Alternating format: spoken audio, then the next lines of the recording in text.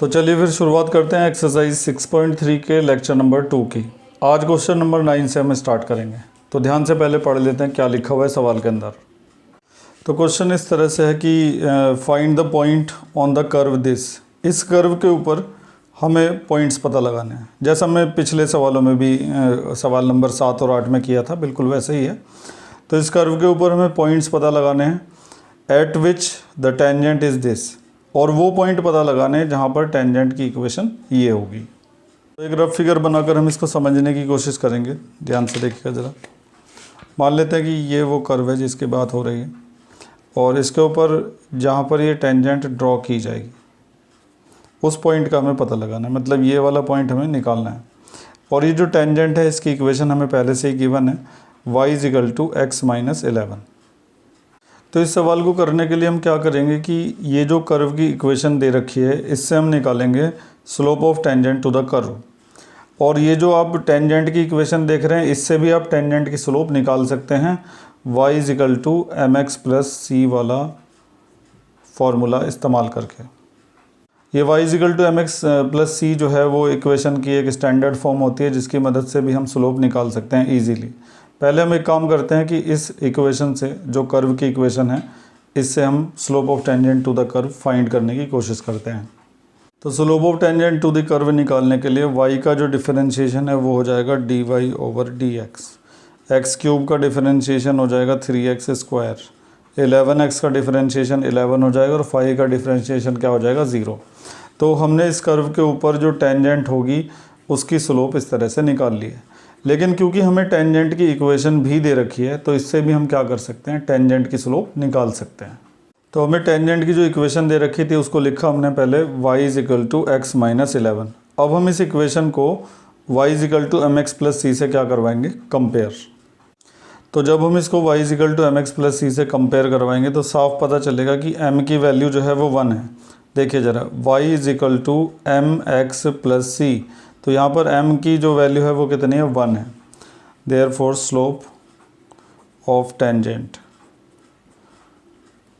Compare करवाने के बाद टेंजेंट की जो स्लोप मिलेगी m, वो यहाँ से कितनी मिल जाएगी, 1 मिल जाएगी। अब ध्यान से देखिए फिर से, y = mx + c।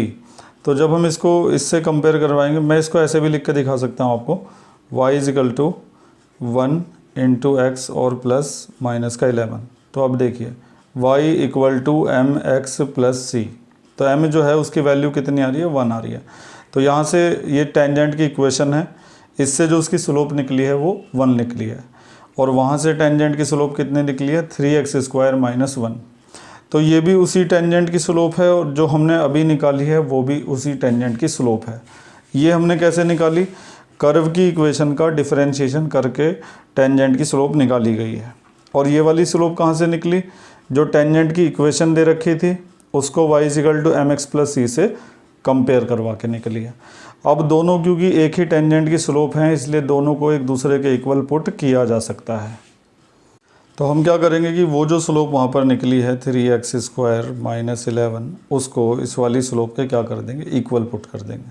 11 वहाँ पर जाकर प्लस हो जाएगा तो 3x = कितना आ जाएगा, 12। 3 से 4 टाइम कैंसिल हो जाएगा तो x² की वैल्यू कितनी आ जाएगी, 4।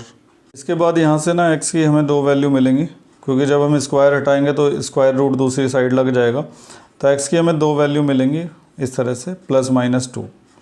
अब x की इन वैल्यूज़ को एक एक करके कर्व की इक्वेशन के अंदर पुट किया जाएगा, जैसे हमने पहले भी किया था। तो जब x 2 होगा तो उस समय y कितना होगा, तो यहाँ पे जहाँ जहाँ पर x है वहाँ सब जगह पर 2 लिख दिया जाएगा। तो ध्यान से देखिएगा ज़रा, इस इक्वेशन में y = x³ - 11x और +5 है। तो जहाँ जहाँ पर x है वहाँ पर जब हम 2 रखेंगे तो 11 × 2 + 5, 2 का क्यूब 8, 11 × 2 = 22 + 5, 8 और 5 13 - 22, तो 12 में से 3 जाके 9 बचेगा, और 1 में से 1 जाके 0। तो फाइनली हमारे पास -9 आ गई y की वैल्यू। तो जब x 2 होगा तो y होगा -9। तो पहला जो पॉइंट है वो हमें मिल जाएगा 2, -9। अब हम दूसरा पॉइंट निकालते हैं, जब x की वैल्यू कितनी हो जाएगी, -2, तब y कितना होगा। तो x इजिकल टू -2 जब हम यहाँ पर रखेंगे इस इक्वेशन के अंदर तो y की जो वैल्यू है वो 19 आ जाएगी। तो दूसरा जो पॉइंट मिलेगा वो मिलेगा -2, 19। तो इस तरह से कर्व के ऊपर जो रिक्वायर्ड पॉइंट थे वो हमने ढूंढ लिया। एक बार फिर से इस सवाल का जो कॉन्सेप्ट है उसको समझने की कोशिश करते हैं। कर्व की इक्वेशन दे रखी थी और साथ में टेंजेंट की इक्वेशन भी दे रखी थी। तो हमने क्या किया, कर्व की इक्वेशन से उसके ऊपर जो टेंजेंट होगी उस टेंजेंट की स्लोप फाइंड कर ली, और टेंजेंट की जो इक्वेशन थी उसको y equal to mx plus c से कंपेयर करवा के टेंजेंट की स्लोप भी हमने फाइंड कर ली। उसके बाद क्योंकि ये भी टेंजेंट की स्लोप है और ये भी टेंजेंट की स्लोप है, इसलिए हमने दोनों को एक दूसरे के क्या करा, इक्वल पुट कर दिया। और इक्वल पुट करने के बाद सॉल्व करने से x की 2 वैल्यू मिली। x की दोनों वैल्यूज़ को इक्वेशन फर्स्ट में पुट किया, यहाँ पे लिख देते हैं। तो उससे क्या हुआ कि हमें y की भी 2 वैल्यू मिल गई, और इस तरह से हमें रिक्वायर्ड पॉइंट्स का पता चल गया। तो उम्मीद है कि इस अच्छे सवाल को आप समझ गए होंगे अच्छी तरह से। आगे बढ़ते हैं। इसके बाद आते हैं क्वेश्चन नंबर 10, 11 एंड 12। तो अगर इन तीनों सवालों को पढ़ा जाए ना तो तीनों बिल्कुल एक जैसे लगेंगे। देखो ज़रा, find the equation of all the lines having the slope this, find the equation of all the lines having the slope this and find the equation of all the line having the slope this. सारी की सारी एक जैसे सवाल हैं। और आगे का भी इसी तरह का है, that are tangent to the curve, that are tangent to the curve and that are tangent to the curve. तो इसमें से मैं आपको क्वेश्चन नंबर 12 करके दिखा देता हूँ, बाकी के जो पार्ट्स हैं वो आप खुद ही करके देखिएगा। तो हमें क्या करना है, find the equation of all the line having the slope 0 and which are tangent to the curve this. तो ऐसी सभी लाइनों की इक्वेशन फाइंड करनी है। इस बार क्या करना है, इक्वेशन फाइंड करनी है। पिछली बार पॉइंट्स निकालने थे, अब के हमें इक्वेशन बनानी है ऐसी सभी लाइनों की जिनकी स्लोप 0 होगी और जो इस कर्व के ऊपर क्या होंगी, टेंजेंट होंगी। तो देखिए किस तरीके से किया जाएगा। तो ये तो साफ है कि हमारे इस क्वेश्चन में हमें इक्वेशंस फाइंड करनी है, और इक्वेशंस फाइंड करने के लिए एक तो पॉइंट की ज़रूरत पड़ती है और एक स्लोप की ज़रूरत पड़ती है। ऐसा आपने क्लास 11th में पढ़ा था। अगर आप किसी भी लाइन की स्लोप फाइंड करना चाहते हैं तो आपको एक तो ये पता होना चाहिए कि वो लाइन किस पॉइंट से पास हो रही है, जैसे कि XY, X1 और Y1। दूसरा, आपको इस लाइन की स्लोप का पता होना भी ज़रूरी है। अगर आपको ये दोनों चीज़ें पता हैं तो आप इजीली इसकी इक्वेशन बना सकते हैं। ये वाला फार्मूला लगाकर इस तरह का होता है, y minus y1 is equal to mx minus x1। ये फार्मूला आपने क्लास 11th में पढ़ रखा होगा। तो अगर आप किसी भी लाइन की इक्वेशन फाइंड करना चाहते हैं तो आपको 2 चीज़ों का पता होना ज़रूरी है। एक तो वो लाइन किस पॉइंट से पास हो रही है, और दूसरा उस लाइन की स्लोप क्या है। तो हमें जिन लाइनों की इक्वेशन फाइंड करनी है वो सारी लाइनें इस कर्व के ऊपर क्या हैं, टेंजेंट है। तो हमें एक तरीका पता है जिससे हम इस कर्व के ऊपर जितनी भी टेंजेंट होंगी उनकी स्लोप तो निकाल ही सकते हैं। और पॉइंट निकालना भी हमने पीछे के सवालों में सीखा था। मतलब पीछे जो सवाल हम करके आ रहे हैं हमने उसमें स्लोप निकालना भी सीखा है टेंजेंट की, और कर्व के ऊपर जो पॉइंट्स हैं उनको निकालना भी सीखा है। तो हम इसकी मदद से क्या करेंगे, स्लोप भी निकालेंगे और पॉइंट्स भी निकालेंगे। स्लोप और पॉइंट मिलते ही ईजिली हम टेंजेंट की इक्वेशन बता पाएंगे। तो सबसे पहले हम इस कर्व का डिफरेंशिएशन करके slope of tangent to the curve find करते हैं।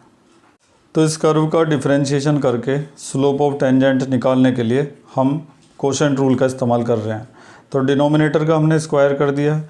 इसके बाद क्या करेंगे, डिनोमिनेटर को ऐसे ही रखा जाएगा और न्यूमरेटर जो है उसका डिफरेंशिएशन हो जाएगा 0, फिर माइनस लगेगा, फिर न्यूमरेटर ऐसे ही रहेगा। अब जो डिनोमिनेटर है उसका डिफरेंशिएशन करेंगे, x स्क्वायर का 2x, 2x का 2 और 3 का क्या हो जाएगा 0।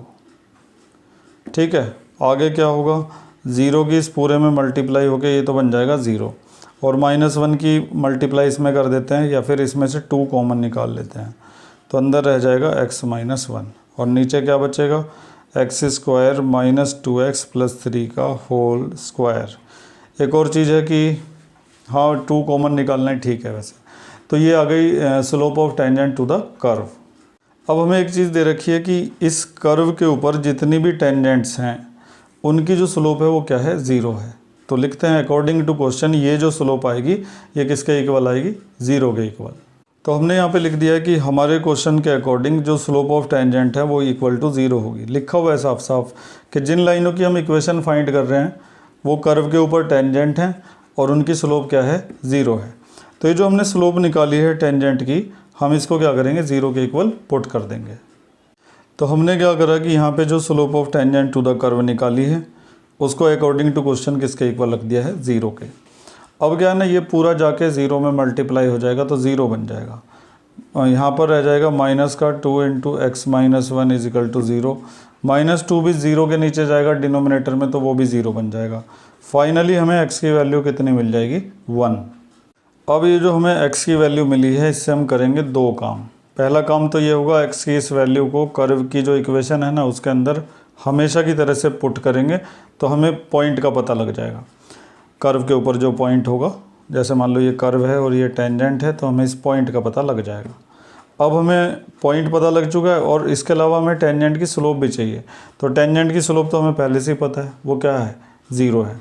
तो स्लोप भी हो गई, पॉइंट यहाँ से पता चल गया, इजीली इक्वेशन हमें मिल जाएगी। तो x की इस वैल्यू को यहाँ पे रख के y की वैल्यू निकालते हैं। तो x की इस वैल्यू को मैं यहाँ पे रखने जा रहा हूँ इक्वेशन फर्स्ट के अंदर। तो y इज इक्वल टू आएगा 1/1 का स्क्वायर -2 इंटू 1 और +3, 1/1 का स्क्वायर 1 2 +3 तो 1/, तो यहाँ पे -1 बचेगा और फिर 3 में से -1 जाके 2 बचेगा। y की वैल्यू आ जाएगी 1/2। ठीक है, तो अभी हमें पॉइंट पता लग गया है, x1 y1 पता लग चुका है, स्लोप पहले से ही पता है। अब हम इक्वेशन लिखने जा रहे हैं, ध्यान से देखिएगा ज़रा। तो हमने लिखा कि इक्वेशन ऑफ रिक्वायर्ड लाइन, पहले फार्मूला लगाएंगे y minus y1 is equal to m x minus x1। इसके बाद y तो ऐसे ही रहेगा, y1 की जगह पर हम क्या लिख देंगे, ये वाला जो पॉइंट निकला है 1/2, क्योंकि हमें जो पॉइंट मिला है ना वो देखो क्या है, x की वैल्यू 1 है और y की वैल्यू क्या है, 1/2। तो y की जगह 1/2 आ जाएगा, m की जगह 0 और x माइनस x1 की जगह क्या आ जाएगा, 1। वैसे ये वाला हिस्सा लिखने का कोई फ़ायदा नहीं है क्योंकि इधर तो सब 0 ही हो जाना है। तो -1/2 उधर जाके क्या आ जाएगा, प्लस का 1/2। तो भले ही तुम्हें ये लगे कि ये एक इक्वेशन नहीं है, ये तो वैसी y की वैल्यू है, तो ऐसे लगने से कोई फ़ायदा नहीं है, ये इक्वेशन बन चुकी है। ऐसी भी होती हैं इक्वेशन। तो y इज इक्वल टू 1/2 लिख दो, चाहो तो 2y इज इक्वल टू 1 लिख दो, किसी भी तरीके से कर सकते हैं। तो सवाल हमारा कंप्लीट हो चुका है, एक बार फिर से देखते हैं। काफ़ी अच्छा सवाल था। हमें क्या करना था, इक्वेशन फाइंड करनी थी ऐसी लाइनों की जो इस कर्व के ऊपर क्या होंगी, टेंजेंट होंगी और उनकी स्लोप क्या होनी चाहिए, 0 होनी चाहिए। अभी मैंने आपको समझाया था, अगर आपको किसी भी लाइन की इक्वेशन फाइंड करनी है, इक्वेशन, तो उसके लिए एक तो स्लोप का पता होना ज़रूरी है और दूसरा पॉइंट्स का पता होना ज़रूरी है। तो हमें दोनों ही चीज़ें अच्छी तरह से निकालनी आती है, स्लोप निकालनी भी आती है, पॉइंट निकालने भी आते हैं। वो अलग बात है कि स्लोप यहाँ पर गिवन थी, फिर भी हमने क्या करा, इस कर्व की जो इक्वेशन थी उसको डिफरेंशिएट करके इसके ऊपर जो टेंजेंट होगी उसकी स्लोप को फाइंड कर लिया। अब क्योंकि हमें टेंजेंट की स्लोप पहले से ही दे रखी है, वो 0 के इक्वल है, तो हमने इसको 0 के इक्वल पुट कर दिया। पुट करके हमें x की वैल्यू मिली हमेशा की तरह से, x की वैल्यू को यहाँ पर रख के हमें y की वैल्यू मिल गई। तो हमें कर्व के ऊपर पॉइंट पता चल गया। हमें पता चल गया कि टेंजेंट इस पॉइंट से पास होगी, पॉइंट भी पता है, स्लोप भी पता है। तो अब हम इक्वेशन बना सकते हैं 11th वाले इस फॉर्मूले से।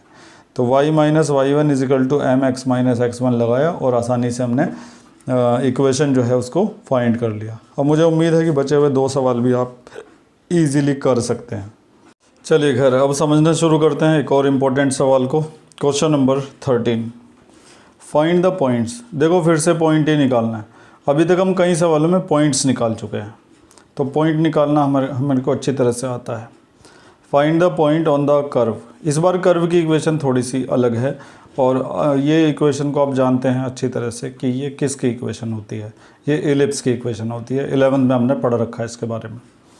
तो इस कर्व के ऊपर हमें पॉइंट्स पता लगाने हैं जहाँ पर tangent parallel to x axis होगी और tangent parallel to y axis होगी। तो सबसे पहले कुछ भी पॉइंट निकालने से पहले हम क्या करेंगे कि ये जो कर्व है इसका डिफरेंशिएशन करेंगे ताकि हमें इसके ऊपर जो टेंजेंट है उसकी स्लोप मिल सके। तो सबसे पहले हमने कर्व की इक्वेशन लिख दी और उसके बाद हमने लिखा slope of tangent to the given curve.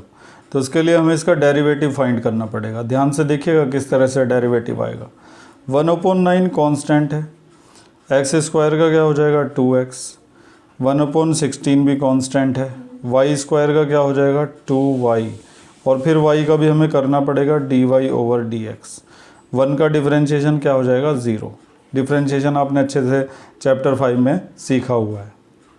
अब इसके आगे हमारा काम क्या है कि यहाँ पर सिर्फ dy/dx को रखना है लेफ़्ट साइड में, बाकी सब हमें राइट में ले जाएंगे एक एक करके।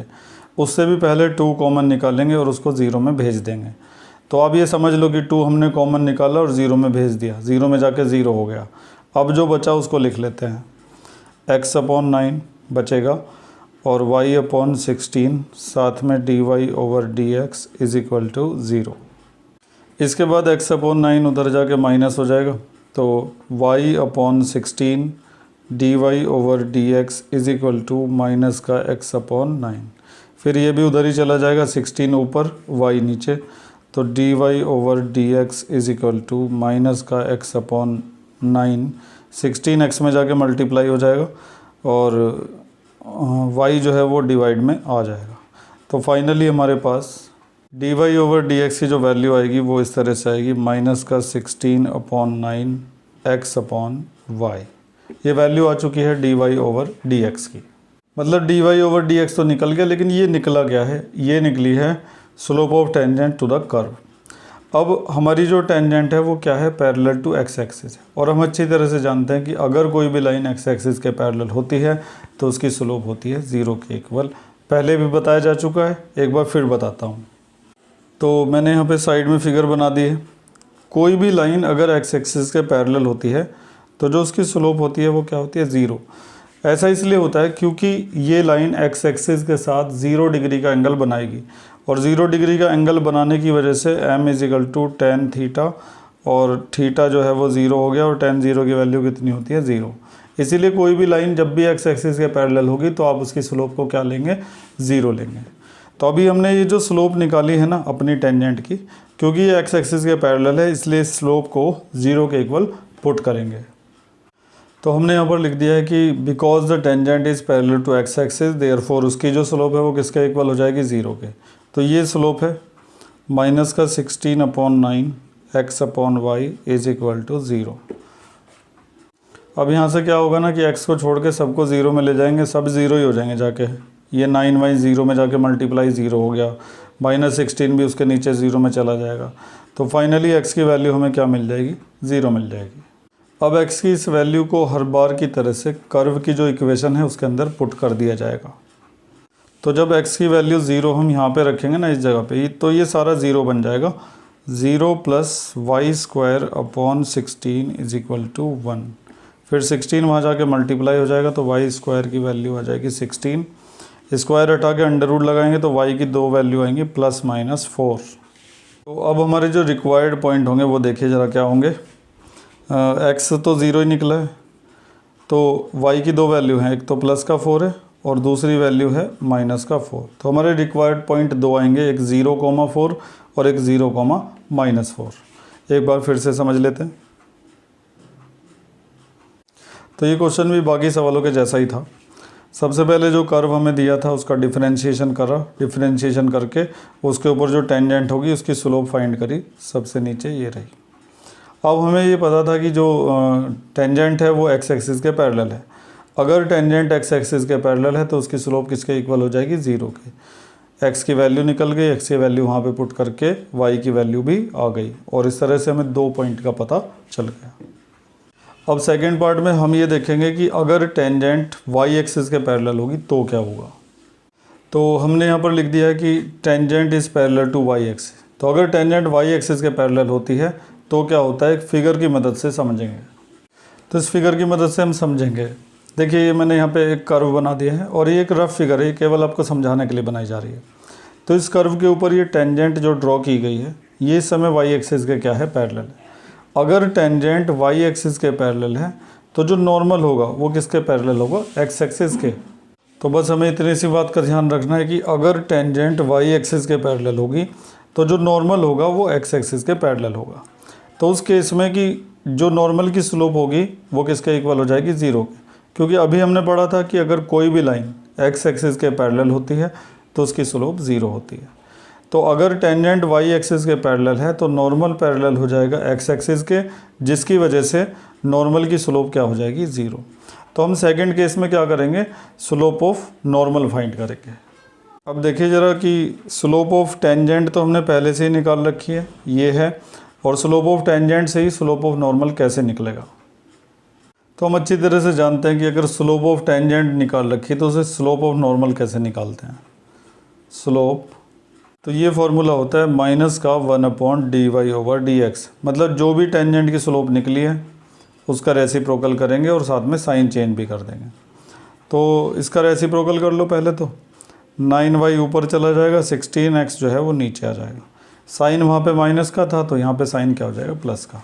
तो सिंपल है, टेंजेंट की जो स्लोप है उसका रेसिप्रोकल करो और साइन चेंज कर दो, माइनस है तो प्लस कर दो, प्लस है तो माइनस कर। ये नॉर्मल की स्लोप आ चुकी है। अब इसका करना क्या है, क्योंकि नॉर्मल एक्स एक्सिस के पैरेलल है इसलिए नॉर्मल की जो स्लोप है वो किसके इक्वल हो जाएगी, 0 के। तो नॉर्मल की स्लोप को 0 के इक्वल रखेंगे। नॉर्मल की स्लोप है 9y/16x इज इक्वल टू 0। अब क्या होगा कि 16x 0 में मल्टीप्लाई, 9 भी 0 में चला जाएगा तो y की वैल्यू जो है वो 0 आ जाएगी। अब y की जो ये वैल्यू है इसको हर बार की तरह से इक्वेशन फर्स्ट के अंदर पुट कर दिया जाएगा ताकि हमें x मिल सके। ठीक है, यहाँ पर y की वैल्यू 0 रखेंगे तो ये हिस्सा 0 हो जाएगा, x² / 9 इज इक्वल टू 1 आ जाएगा। तो x² / 9 + 0 इज इक्वल टू 1। तो मैंने आपको बता दिया कि यहाँ पे 0 क्यों आया है। तो 9 उधर जाके मल्टीप्लाई हो जाएगा, x² इज इक्वल टू 9, तो x की वैल्यू आ जाएगी ±3। तो रिक्वायर्ड पॉइंट इस बार भी 2 होंगे। Therefore the required points are तो x की वैल्यू y की वैल्यू इस बार 0 है, तो एक बार प्लस का 3 लेंगे साथ में 0, और एक बार हम माइनस का 3 लेंगे और साथ में 0। तो ये 2 पॉइंट हमारे निकल कर आएंगे। तो उम्मीद है कि आप इस सवाल को अब अच्छी तरीके से समझ गए होंगे। अब बढ़ते हैं अगले सवाल की ओर। तो एक और आसान सवाल आप देख रहे हैं अपने सामने लिखा हुआ, फाइंड द इक्वेशंस। फिर से हमें क्या करना है, इक्वेशन फाइंड करनी है। और इक्वेशन फाइंड करने के लिए 2 चीज़ों की ज़रूरत पड़ेगी, एक तो पॉइंट की और दूसरा स्लोप की। तो स्लोप तो हम यहाँ से निकालेंगे और पॉइंट यहाँ पर दे रखा है। तो एक आसान सवाल है ये भी। इक्वेशन किस किस की फाइंड करनी है, टेंजेंट की और साथ में नॉर्मल की। तो दोनों की इक्वेशन हम बड़े आराम से निकाल देंगे। सबसे पहले जो कर्व हमें दे रखा है हम इसका डिफरेंशिएशन करके टेंजेंट की स्लोप फाइंड करते हैं। तो हमने यहाँ पर लिख दिया कि slope of tangent to the given curve. ये जो कर्व दिया है इसकी टेंजेंट की स्लोप, तो y का तो हो जाएगा dy/dx, x की पावर 4 का 4x³ माइनस 48x² और प्लस 26x और माइनस 10 और 5 का क्या हो जाएगा 0। इसके बाद वैसे तो हम इसमें से 2 कॉमन निकाल सकते हैं, लेकिन कोई बात नहीं, अभी हम सीधे ही क्या करते हैं ना, जो पॉइंट हमें दे रखा है, पॉइंट है 0,5, तो उस पॉइंट को इसके अंदर पुट कर देते हैं ताकि आसान हो सके। ये जो पॉइंट हमें दिया रहता है ये टेंजेंट के ऊपर ही होता है, इसलिए ये टेंजेंट की इक्वेशन को टेंजेंट की इक्वेशन को और साथ में कर्व की इक्वेशन दोनों को ये सेटिस्फाई कर सकता है। तो फिलहाल इस पॉइंट पर जो कर्व है उसकी टेंजेंट की स्लोप क्या होगी वो हम निकालने जा रहे हैं। तो x की जगह पर हमने 0 रखना शुरू कर दिया, तो यहाँ 0 आ जाएगा, इधर भी 0 आ जाएगा, इधर भी 0 आ जाएगा, फाइनली बचेगा -10। तो ये स्लोप आ चुकी है टेंजेंट की, पॉइंट हमें पहले से ही पता है। अब हम इक्वेशन लिखना शुरू करते हैं। तो वैल्यूज़ पुट करते हैं, y-y1 की जगह पर क्या आ जाएगा 5, m की जगह पर स्लोप आ जाएगी -10, x - x1 की जगह पर क्या आ जाएगा 0।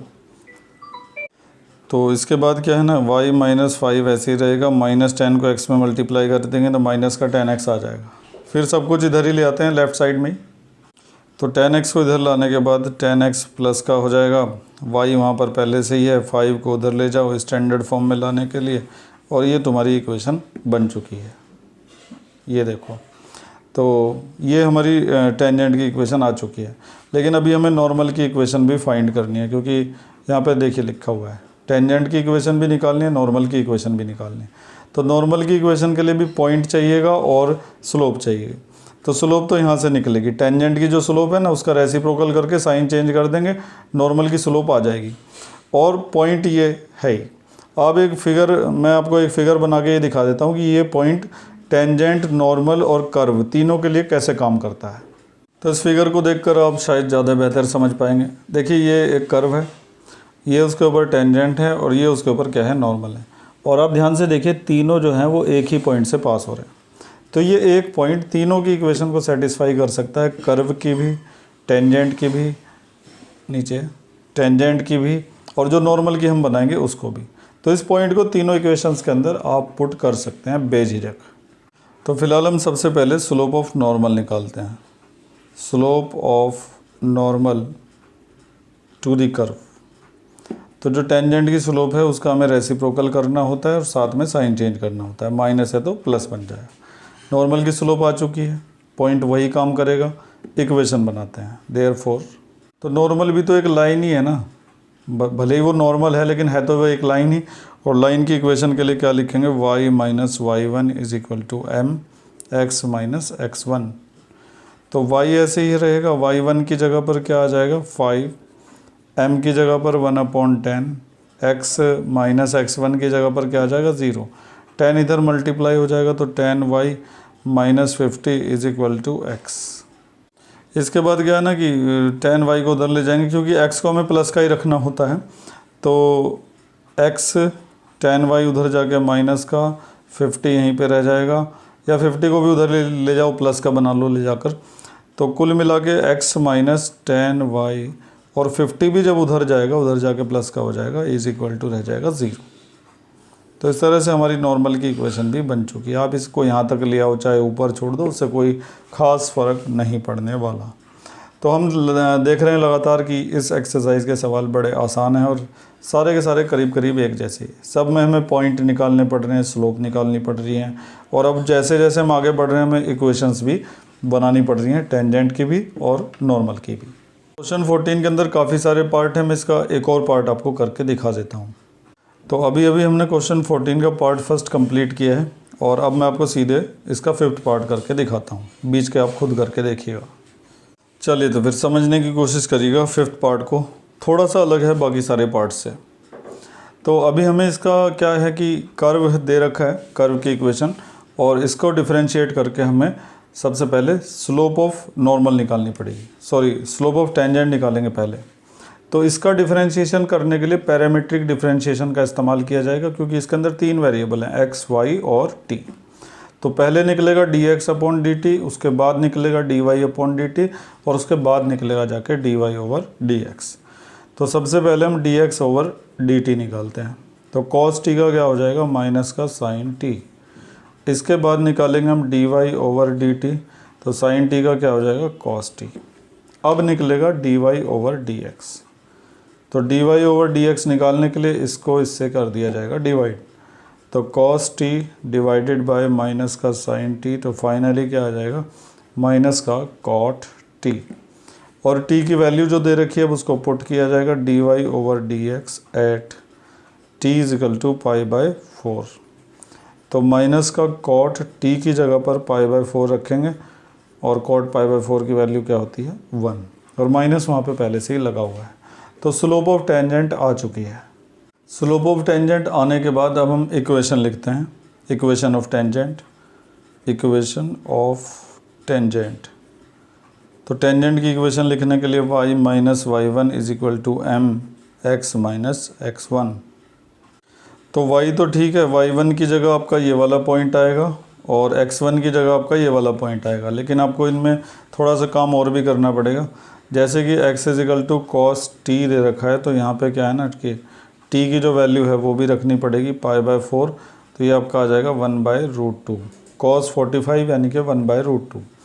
इसी तरह से y is equal to sine t है, तो यहाँ पर भी आ जाएगा साइन π/4, तो उसकी भी वैल्यू कितनी आ जाएगी 1/√2। तो इस तरह से y1 की वैल्यू हमें मिलेगी 1/√2, m की जगह आ जाएगा माइनस का 1, x ऐसे ही रहेगा, x1 की जगह पर आ जाएगा 1/√2।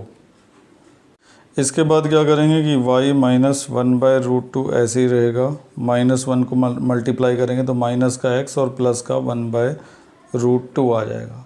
उसके बाद x को इधर ले जाएंगे और इसको भी उधर ही ले जाते हैं दूसरी साइड, तो x उधर जाके प्लस का हो जाएगा, y पहले से लिखा हुआ है -1/√2 और -1/√2 उधर बचेगी 0। इसके बाद क्या है ना कि x प्लस वाई ऐसे ही रहेगा और माइनस का √2 एलसीएम आ जाएगा ना, और -1 कितना बनेगा 2 बनेगा। √2 से 2 को कैंसिल करके क्या आ जाएगा √2 आ जाएगा इज इक्वल टू 0। बहुत से बच्चे शायद जानते नहीं होंगे कि √2 से 2 को कैंसिल करके √2 कैसे आया, वो लोग देख लीजिए अलग से, बाकी लोग बंद कर दीजिए। देखो ज़रा 2/√2 लिखा है ना, तो 2/√2 मल्टीप्लाइड बाय √2 एंड √2, तो 2√2/√2 की इसमें करेंगे 2, ये कट गया तो √2 आ गया। तो याद रखना अब a को √a से डिवाइड करेंगे तो √a आ जाएगा, हमने इसमें कॉन्जुगेट से मल्टीप्लाई किया है। तो अब हमारी जो टेंजेंट है उसकी इक्वेशन तो हम बना चुके हैं, अभी नॉर्मल की इक्वेशन बाकी है। तो नॉर्मल की भी ऐसे ही बनेगी, उसमें भी कोई ख़ास डिफरेंस नहीं आने वाला, बस स्लोप चेंज हो जाएगी। तो नॉर्मल की जो स्लोप है ना, देखिए टेंजेंट की स्लोप -1 है तो 1 का रेसिप्रोकल 1 होगा, और साइन चेंज करेंगे तो माइनस का क्या आ जाएगा प्लस आ जाएगा। स्लोप आ गई है, अब इक्वेशन बताते हैं, क्योंकि पॉइंट तो वही काम करेगा जो ऊपर दे रखा है। तो y माइनस y1 की जगह आ जाएगा 1/√2 इज इक्वल टू m की जगह 1 आ जाएगा, फिर x माइनस x1 की जगह 1/√2। इसके बाद y minus 1/√2 is equal to x minus 1/√2। आगे का देखते हैं इस साइड में, तो वैसे आगे देखना कुछ बचा नहीं है, इससे ये कैंसिल हो जाएगा, तो बस यही रह जाएगा y is equal to x कह लो, चाहे x is equal to y कह लो। ये आ गई आपके नॉर्मल की इक्वेशन। तो इस तरह से ये था क्वेश्चन नंबर 14 का 5th पार्ट, जिसको हमने इजीली निपटा लिया है। उम्मीद है कि आज पढ़ाया गया सारा आपकी समझ में आ गया हो। लाइक करना मत भूलिएगा और साथ में कमेंट्स भी करिएगा आपको कैसा समझ में आया। आज बस इतना ही करते हैं, थैंक यू, बाकी मिलेंगे अगले लेक्चर में।